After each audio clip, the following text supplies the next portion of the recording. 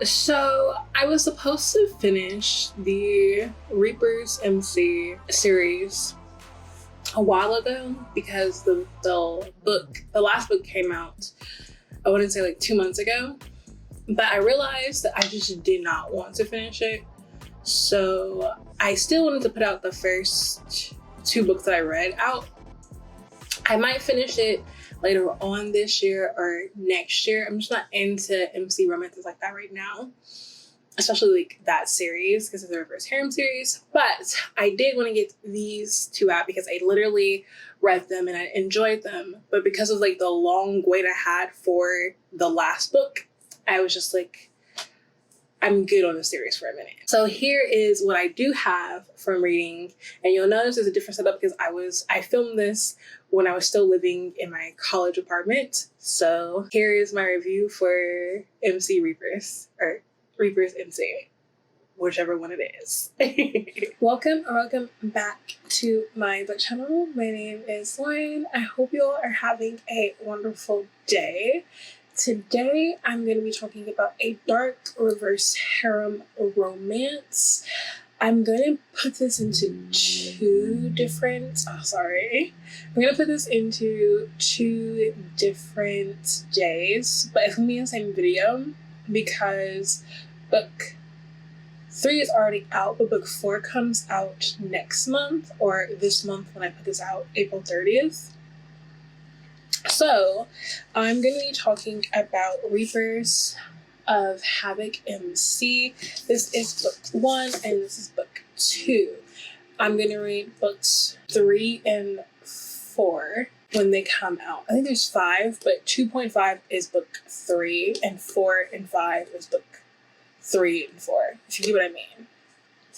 But yes, so this is a dark reverse harem romance. In book 1, we get introduced to all of our characters and they start coming back. Angel has 3 guy best friends, who she's grown up with, who are part of an MC that one of her best friends, his name is Royal, his father is the prez of. And then she had another best friend named Dante, whose father also is a prez of a different MC, who has a rivalry with the MC that Royal's father is the prez of. So we learn that Dante has disappeared for 2 years, and then, 2 years have passed. So in the present time, it's just her and her 3 other best friends. Then all of a sudden, something happens where one of them gets shot and is trying to recover, and they disappear for her for a week. And she's been trying to contact them, she's worried about them, and they're not answering any of her text messages. So she starts stalking the MC club that they're a part of, and finally gets in touch with Royal's father. And he basically tells her they don't want to see her, they don't want to have anything to do with her, they're just gone.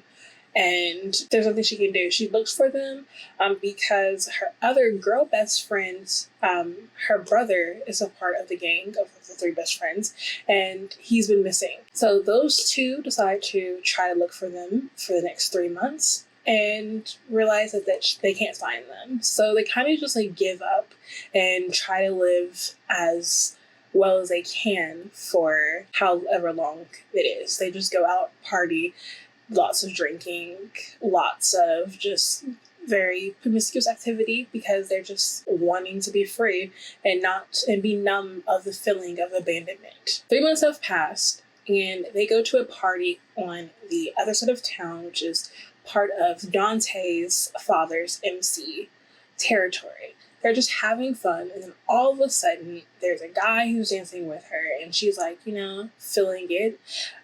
He starts trying to like touch her more intimately, and she's just trying to pull his hands back up and just keep dancing. And finally someone pushes him off her and she realizes it's Dante.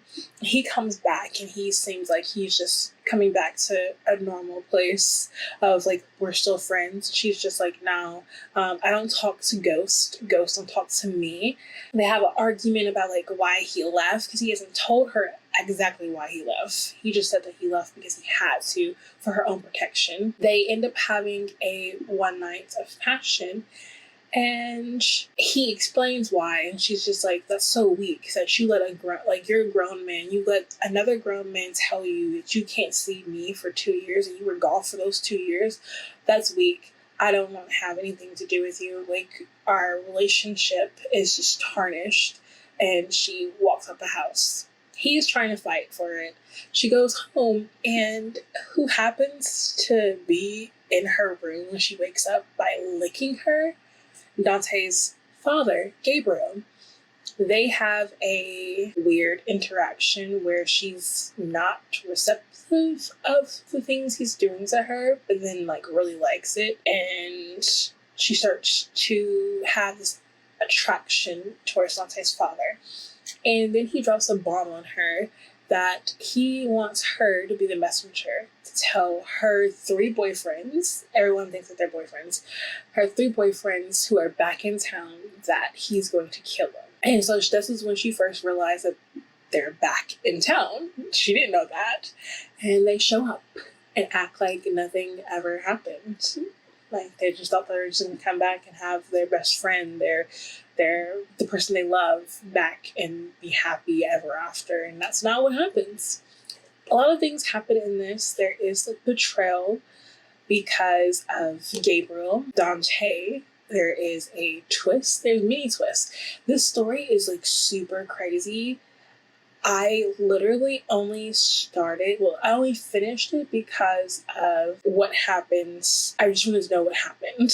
Like, really wanted to know what happens. And it's wild. So then, in book 2, we have them coming to terms with some things. There's still even more betrayals. Because Angel and her girl best friend gets kidnapped by Gabriel, Dante's father. More betrayals happen in this.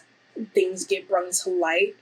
People are really mad and feel abandoned, betrayed. When I say betrayals, I mean betrayals. A lot of it's like really childish, I think, and I was so frustrated with what was going on. So there is a climax of why Gabriel is trying to kill Royal's father. There's a reason why. And for most of the book, you don't know. People, like, Gabriel tells her, and then it just tells us that he told her, and she was shocked, and now she's on his side. Then when Dante finds out about this, he's shocked and reeling, and he doesn't know how to deal with this on top of Gabriel and Angel's thing. But they don't tell us what this shocking thing is and how it might ruin the relationship he has with the other boys. And I was so frustrated because I'm like, oh my gosh, you're just telling me. Show me what happened. Like, tell me what happened. Why is Gabriel like this? In the end, they do tell us in the last 15 pages, but then it leaves us on the cliffhanger that it's super crazy. Super crazy. And that's why I get to read book 3, book 4, because I know she and this person is not what I think it is, but also another thing, I don't know who is going to be in this reverse harem, because what we've gotten is 4 and then maybe 5. But like, the 4 know about each other, but the 5th one knows about them, but they don't know if they can all be together. If you get what I mean. So I don't know if this 5th person is just actually going to be in their reverse harem, or if they're going to die off and she's just going to like love them in the past, or if all 5 of them are going to be together. And it's just like a lot going on, and I was so frustrated because I don't know who is what and if it's all permanent. But I guess I'll find out in book 4. So I will see you guys in book 4 when I've read it.